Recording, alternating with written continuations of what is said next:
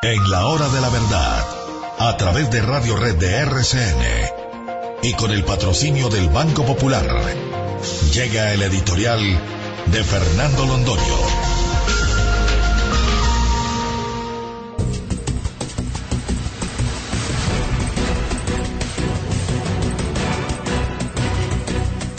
Entre los innumerables problemas que el país tiene, el de su constitución política no es el menor.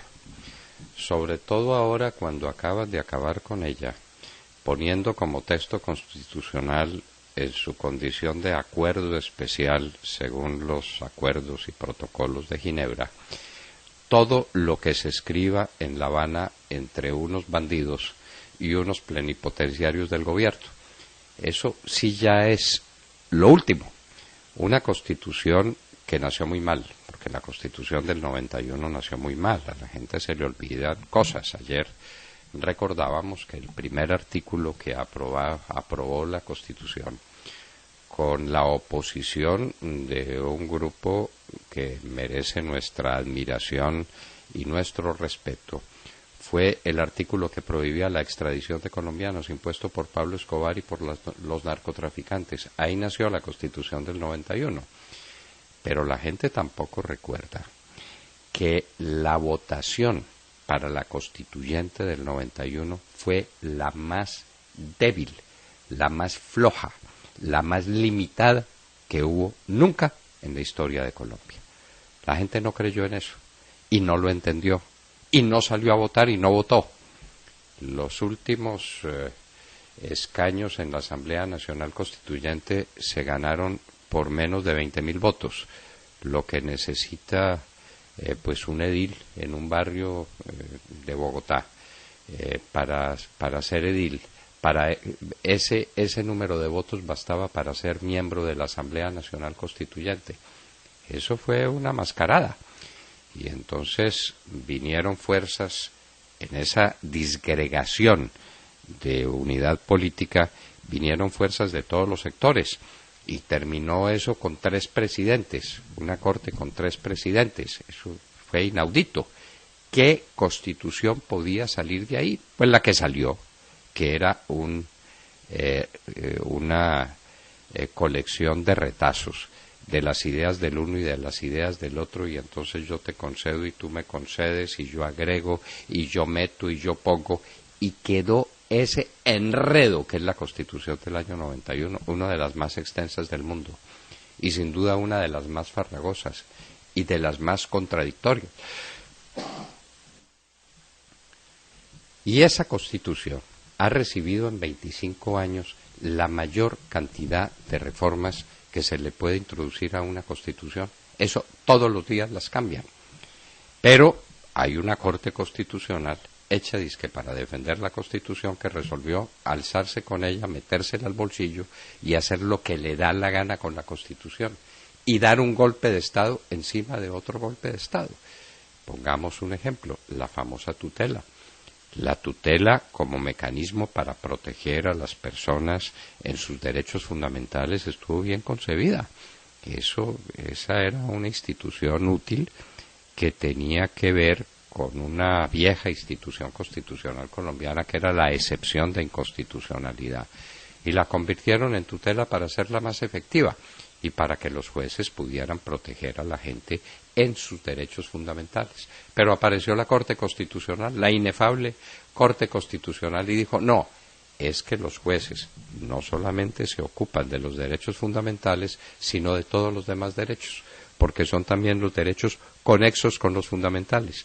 Y no hay ningún derecho que no sea conexo con el derecho a la vida.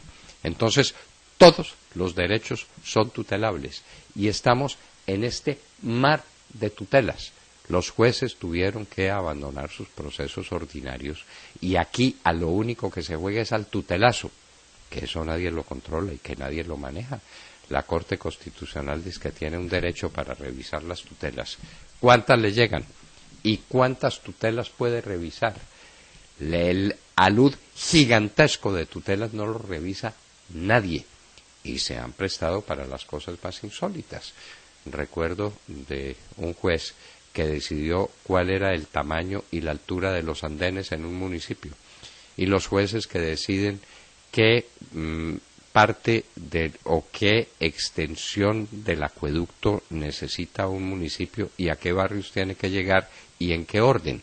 Los jueces se convirtieron en administradores a través de la tutela, y tutelan esto y tutelan aquello, y eso llega al juez superior y a los tribunales y nadie lo mira y salen tutelas por todas partes, y los jueces son coadministradores, y los jueces deciden los problemas de las pensiones de la gente y deciden los problemas de los salarios de la gente y los uniformes de los muchachos en los colegios y lo que tienen que hacer y lo que no tienen que hacer las empresas de servicio público, y los jueces son administradores del país.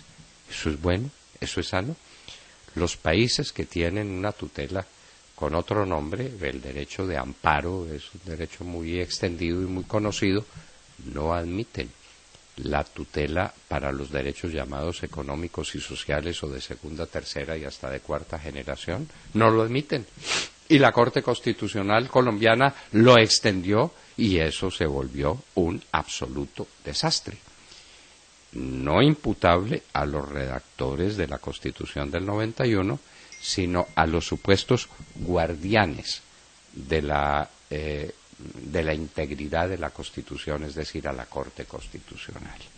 De ahí en adelante, la Constitución del 91 es un verdadero desastre. Las cosas buenas y las cosas rescatables son las que conservó y mantuvo de la Constitución del 86, de la que no alcanzaron a apartarse en su totalidad, entre otras por falta de tiempo y porque no tenían mejor propuesta para hacer. Lo demás, los añadidos de la Constitución del 91 a la Constitución del 86 son sencillamente inmanejables. Como les molestaba tanto el estado de sitio, crearon dos, y entonces uno se llama estado de sitio o una situación de emergencia que tiene que ser atendida por decretos del presidente de la República, y una emergencia económica y social siguiendo los lineamientos de las ideas de López de Michelsen sobre el orden público económico. Y entonces eso se extendió y el presidente tiene facultades omnímodas en ese sentido para manejar toda clase de situaciones de alteración de la normalidad, que en un país como estos todo es anormalidad. Y ahora sí que es cierto. El presidente tenía facultades que podía recibir, mejor dicho, el presidente podía recibir facultades que le otorgara el Congreso para legislar en materias precisas que el Congreso no podía atender. Por ejemplo, un código es un esfuerzo excesivo que un Congreso no puede sacar. Le da facultades al presidente, pero facultades precisas y limitadas en el tiempo. Ahora resolvieron que esa precisión, ¿para qué? Porque en el posconflicto el presidente debe estar facultado para todo. Crearon un dictador. En este momento lo que tenemos en Colombia es una dictadura, con un dictadorzuelo que es Juan Manuel Santos.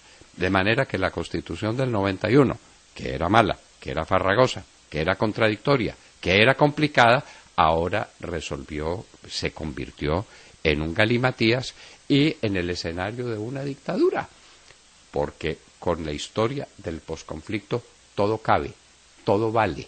Cualquier cosa que se le ocurra al presidente de la República es buena, porque toda se justifica para el posconflicto.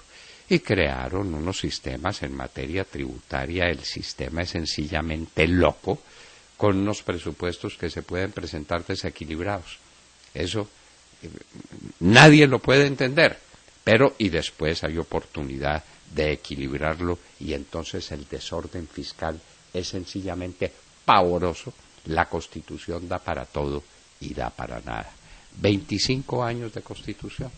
Y por eso, por este desorden que estamos mencionando, por la falta de una estructura de poder adecuado, de una Constitución sólida y coherente y transparente y nítida, con un guardián de la Constitución que lo sea de veras, y no con un guardián de la Constitución que a través de sus famosos fallos modulados se convirtió en legislador y en constituyente.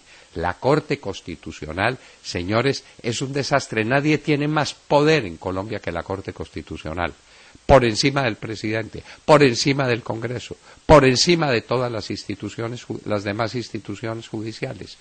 ¿Y quién los nombra? Nadie. ¿Qué origen popular tiene la Corte Constitucional? Ninguno. Y son 9 señores, señores y señoras, muy distinguidos todos ellos, en su generalidad muy mediocres todos ellos, que son los que mandan en Colombia.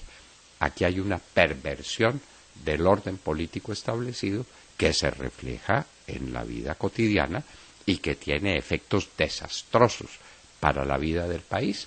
Los jueces mandando a través de la tutela, la Corte mandando a través de los fallos modulados. Esto es el desorden establecido. Bienvenida sea la idea de una Asamblea Nacional Constituyente que le ponga orden al caos y que trate de hacer una Constitución coherente, sólida, fundada en principios claros para crear una democracia real.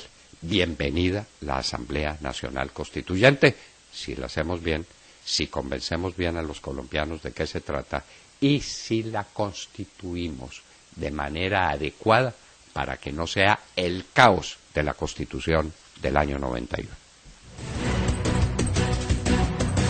7:24.